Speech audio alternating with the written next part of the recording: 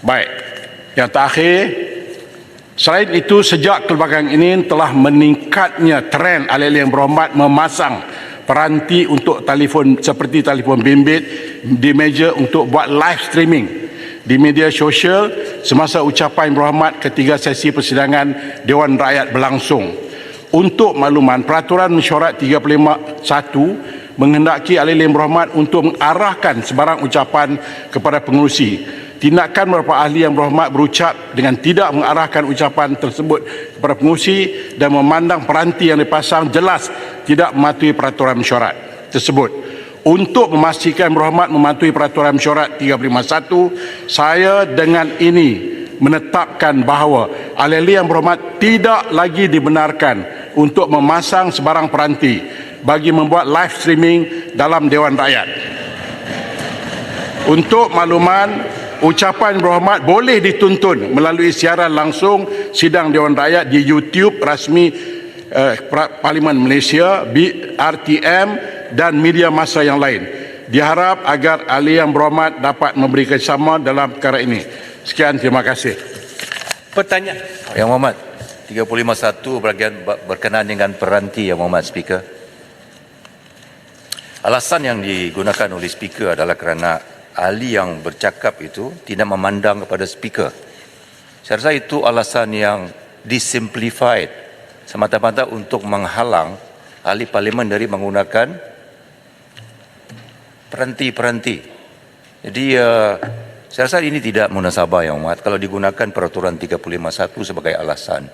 Kita berada dalam zaman era media yang sophisticated. Saya rasa parlimen ini harus bergerak ke arah itu dan bukan bergerak ke belakang. Jadi penggunaan peranti saya rasa patut digalakkan oleh Speaker dan tidak menjadikan perkara 351 memandang Speaker sebagai alasan untuk menghalang ahli parlimen dia menggunakan peranti. Saya harap keputusan Speaker ini boleh dirujuk semula untuk memberi mengangkat martabat parlimen dalam penggunaan alat peralatan yang lebih sophisticated daripada yang ada. Terima kasih. Sebagai contoh, Yang Mohd, di dalam peraturan masyurat ini ada peraturan masyurat mengatakan tidak boleh membaca surat abar dalam dewan.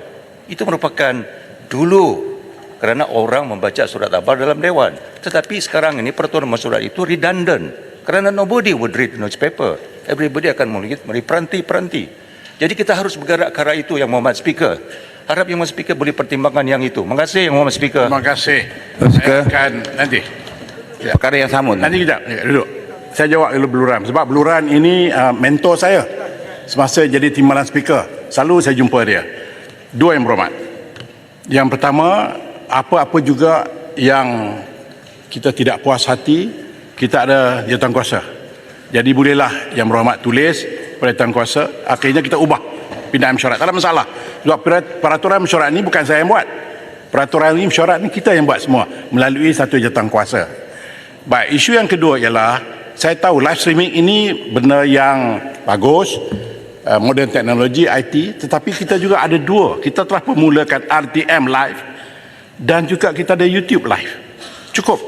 Kalau Yang berhormat nak gunakan sebagai apa-apa juga tujuan, pick up from there, then you can modify it. Because ni Yang hormat, the moment you speak to your audience, your concentration is no more in the dewan. Saya duduk atas, saya nampak dia akan adjust setengah jam, dia adjust macam tu. The moment dia speak, dia akan cakap tu. Jadi dia tidak berterus berbincang masalah rakyat dalam dewan, tapi dia communicate dengan audience dia. This is bad. This is very bad. Sebab itu saya minta bila datang sini, Yang berhormat Muhammad harus menyelesaikan masalah dengan meletakkan keutamaan untuk rakyat. Audience satu hal. Jadi untuk audience, ambillah YouTube ataupun RTM, you modify lah apa yang you nak. Saya ingat itu tak ada masalah. Namun pun begitu, Yang berhormat, kalau Yang berhormat rasa harus ada perubahan, saya mengalu-alukan pandangan Yang berhormat melalui satu perbincangan dengan komiti dengan jawatankuasa yang kita adakan supaya kita ubah peraturan mesyuarat ni ya. Terima kasih. Saya faham tentang keputusan Speaker adalah keputusan yang muktamad. Tetapi pandangan seperti ini harus diambil kira. Sebab itu saya katakan bahawa perbincangan yang menyeluruh harus dibuat. Saya rasa terlalu ekstrim untuk mengatakan bahawa ketika seseorang ahli parlimen yang menggunakan peranti berbahas kepada audiens di luar sana. It is too extreme, Yang Mohd. Saya perhati dari sini, Hormat. I can quote you. Ya. Even kita berucap dalam walau ada peraturan masyarakat harus pandang kepada speaker, tetapi menteri pun dia terpandang sana, terpandang ke belakang. So sebab itu saya katakan dia terlalu disimplified, oversimplified dan ekstrim contoh yang diambil untuk menghalang peranti digunakan. Okey, dalam tetapi saya tidak menghalang RTM dan YouTube, carry on. Saya tidak menghalang itu. Jadi mungkin itu boleh diteruskan, tak ada masalah. Tapi personalize, baik. Hari ini kita ada YouTube, mungkin 6 bulan lagi, yang berhormat Wamai gadget yang lebih besar lagi. What do I do then? Jadi itu yang saya kata, sebelum ianya merebak kepada yang besar, saya nak stop kat sini, sebab kita sendiri di Parlimen provide those facilities yang berhormat nak, semua ada.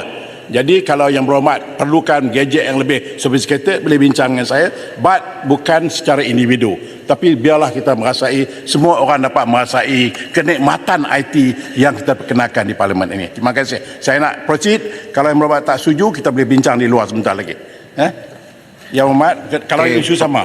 Perkara yang sama. Tapi tak payahlah. alasan yang Tuan Speaker beritahu tadi sebab tidak memandang muka speaker, pandang muka gadget. Bagaimana pula orang yang baca teks pun tak pandang muka speaker, baca daripada mula sampai habis. Ya, dalam peraturan mesyuarat yang tak boleh baca surat khabar, baca teks dia tak sebut. Kecuali saya tidak boleh halang dia. Mungkin dia pun tak berpetah hebat sehebat yang berhormat. Dia perlukan panduan. Saya benar kalau yang tu. Baik, teruskan Ustazah. Pertanyaan-pertanyaan bagi jawab lisan.